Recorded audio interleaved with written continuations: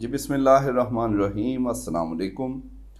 آج کی سب سے پہلی جو خبر آپ سے شیئر کرنی ہے اور اہم ہے، وہ ڈاکٹر رمیش کمار جو اب پیپلز پارٹی میں ہیں اور مخصوص نشستوں پر وہ ایم این اے بھی بنے، لیکن بعد میں آپ کو پتہ ہے جو مخصوص نشستوں کا معاملہ تھوڑا ابھی تک لٹکا ہوا ہے، وہ اس کی وجہ سے تھوڑا سسپینڈ ہے، لیکن بہرحال وہ ایم این اے ہیں۔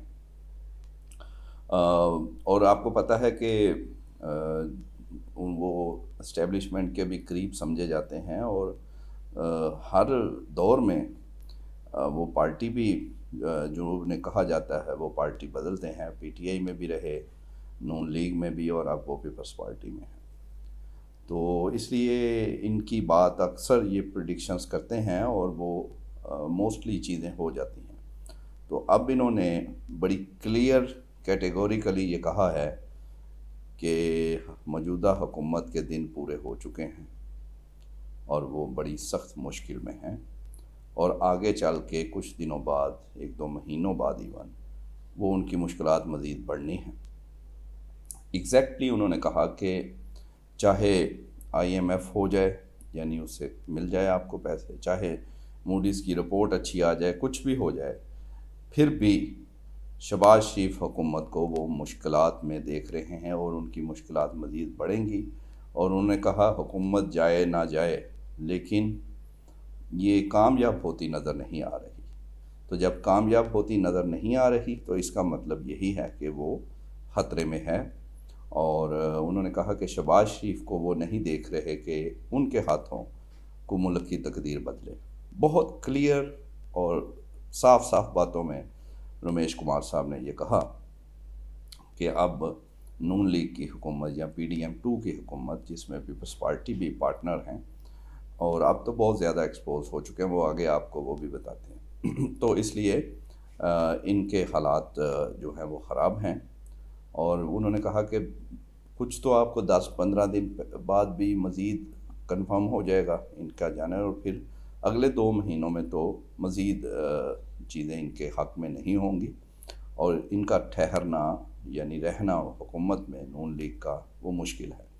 یہ اگر اپوزیشن کہے ان کا کام ہے، سمجھ آتی ہے، لیکن جب آپ کے پارٹنر اور جو اتحادی ہیں، اور ایسے اتحادی کہ ایک ایسی غیر جمہوری ترامیم کرنے کے لیے وہ کسی وقت تو لگتا تھا مسلم لیگ نون سے بھی 2 ہاتھ آ کے پیپلز پارٹی کوشش کر رہی ہے، اور پھر اس جماعت کے ایک اہم بندے نے جب یہ کہا کہ یہ اب فارغ ہیں، اور اس سے پہلے آپ یاد کریں کوئی 2 مہینے پہلے سیکرٹری جنرل، وہ تو عہدہ بھی رکھتے تھے اور سینئر موسٹ تھے، چیئرمین سینٹ رہ چکے، نیئر بخاری جو پیپلز پارٹی کے سیکرٹری جنرل ہیں، پیپلز پارٹی پارلیمنٹیرینز جو اصل پارلیمنٹ کے ممبر ہیں، ان کے وہ سیکرٹری جنرل، انہوں نے بھی اسی طرح کی بات کی تھی کہ شہباز شریف آپ سے ڈلیور نہیں ہو رہا تو گھر جاؤ، اسمبلی توڑو۔ اب یہ دوسرا بندہ ہے پیپلز پارٹی کا جنہوں نے یہ کہا، تو اس سے آپ اندازہ کر لیں کہ یہ اپوزیشن نہیں کہہ رہی، کوئی تجزیہ کار تجزیہ نہیں دے رہا، یہ اعلان کر رہی ہے پیپلز پارٹی کھلم کھلا کہ تسی ہن گھر جاؤ۔ تو ایک تو یہ آپ اس سے کوئی تجزیہ نہیں، آپ خود ہی اندازہ لگا لیں کہ کتنا یہ کلیئر بات ہے۔ دوسری بات جو تھی، ایک آج آپ کو پتہ ہے اسلام آباد کے حلقے جو تھے وہ سب سے پہلے وہاں پر جو فارم 47 والا اور 45 والا معاملہ تھا وہ کھلا تھا، اور وہ بالکل ان کا کام ہونے ہی والا تھا، تو پھر وہ لیگل اور ادھر ادھر پٹیشنز اس میں پڑے۔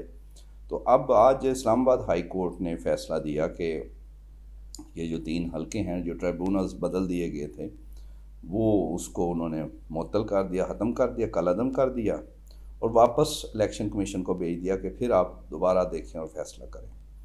تو یہ بھی اہم بات ہے کہ وہ ٹریبونلز بدلنے نہیں دیا اسلام آباد ہائی کورٹ نے، لیکن واپس الیکشن کمیشن کو بھیج دیا۔ یہ ذرا تھوڑی ہے بات کہ الیکشن کمیشن تو پہلے ہی اس میں آپ کو پتہ ہے کہ ان کو تو ایون سپریم کورٹ نے یہ مخصوص نشستوں میں کہا تھا کہ آپ تو ایسے لگ رہا ہے کہ جیسے کوئی پارٹی بنے ہیں، آپ ایک نیوٹرل ادارہ نہیں لگ رہے۔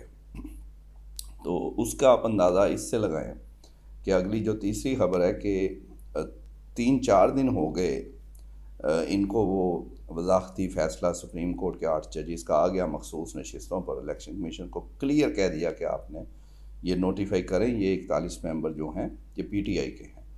اس کے باوجود آج پھر اجلاس انہوں نے بے نتیجہ رکھا، اور ذرائع سے خبریں کیا چلوا رہے ہیں کہ وہ جب تک انٹرا پارٹی کا فیصلہ یا نہیں ہو جاتا ان کے الیکشن درست ہیں کہ نہیں پی ٹی آئی کے، تو پھر ہم کیسے ان کو سیٹیں دے. تو یہ شاید اس طرف جا رہے ہیں جس کا وہ وضاحتی فیصلے میں سپریم کورٹ کے 8 ججز نے اشارہ بھی دیا کہ آپ توہین عدالت کی طرف جا رہے ہیں. یعنی کہا تھا اس میں کہ اس کے آپ نتائج بھگت سکتے ہیں جو آپ تاخیری حربے استعمال کر رہے ہیں.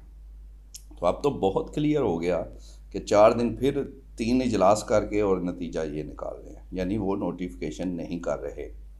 تو اس کا یہی مطلب ہے کہ پھر پتہ نہیں یہ اتنی ہمت کیسے کر رہے ہیں کہ اب ان 8 ججز میں تو وہ بھی ہیں جو اگلے چیف جسٹس بننا ہے. بہرحال ہاتھ پاؤں مار رہے ہیں، وہ ابھی بھی کام جاری ہے. اور تیسری اہم بات جو ہے وہ ہے حضرت بلاول بھٹو اور زرداری بھی. آپ اندازہ کریں، ہم نے آپ کو پہلے بھی یہ پچھلی ویڈیو میں بھی اس سے پہلے بھی بتاتے رہے کہ یہ ڈرامے بازی ہے. یہ ظاہر کر رہے ہیں اب شکست کے بعد کہ ہم تو فلاں ترمیم کے مخالف تھے، ہمیں اعتراض تھا. تو ان کا بانڈا پھوڑ دیا کامران مرتضیٰ صاحب نے، جو سینیٹر ہیں جمعیت علماء اسلام پاکستان، اور وہ ان میٹنگ میں موجود بھی رہے جو ترامیم کی ہوتی رہیں. تو انہوں نے پھر پول کھولا، جو بلاول صاحب اب آ کے پرائم ٹائم میں جو اپنی وجوہات بتا رہے تھے اور بڑے ہی معصوم بن کے کہ میں نے کچھ نہیں کیا، تو انہوں نے بتایا کہ انہوں نے سب کچھ کیا ہے. اور یہ آ کے کہتے رہے کہ ہمیں پتہ ہے یہ غلط ہے لیکن ہم مجبور ہیں، آپ مہربانی کریں. تو پھر مجبور ہیں تو پھر اب آپ کان سیدھے پکڑیں نا، الٹے کان تو نہیں، ایسے تو نہیں ہوگا. تو بہرحال یہ پھر اب ایکسپوز مزید ہو رہے ہیں، ابھی اور ہوں گے. کتنی دیر آپ ایسے رکھیں گے؟ صدر بن گئے، سینٹ کے چیئرمین، گورنر، وزیر اعلیٰ اور اپوزیشن بھی، لیکن اس بار ہی پھنس گئے نا. اس دفعہ تو پارٹی بننا پڑا کھل کے. نون لیگ دیکھیں پھر بھی اس میں وہ تو کھلم کھلا تھی، سامنے تھی، لیکن یہ چھپ کے لگے تھے. خیر اب یہ بھی ہو گیا کام ان کا. اب پھر آپ یہ دیکھیں کہ یہ جو ابھی آج یہ جو وکلا کنونشن یعنی وکلا تحریک کا آغاز ہوا ہے، جو انہوں نے ایک تو بیوقوفی سے وہ اتنی بڑی شکست کروائی، اب یہ بھی بیوقوفی کے وکلا جو آرام سے بیٹھے تھے ان کو متحرک کر دیا. اور آج پھر آپ کو پتہ ہے کہ اس کا آغاز ایک کنونشن سے ہوا اور بڑی سخت تقریریں وہاں ہوئیں، اور بہت کلیئر کہہ دیا گیا کہ ایسی کوئی ترمیم کو نہیں مانا جائے گا کہ جو آئین کے خلاف ہو، جمہوریت کے خلاف ہو، انسان کے بنیادی حقوق کے خلاف ہو، اور اس کے خلاف مزاحمت کی جائے گی.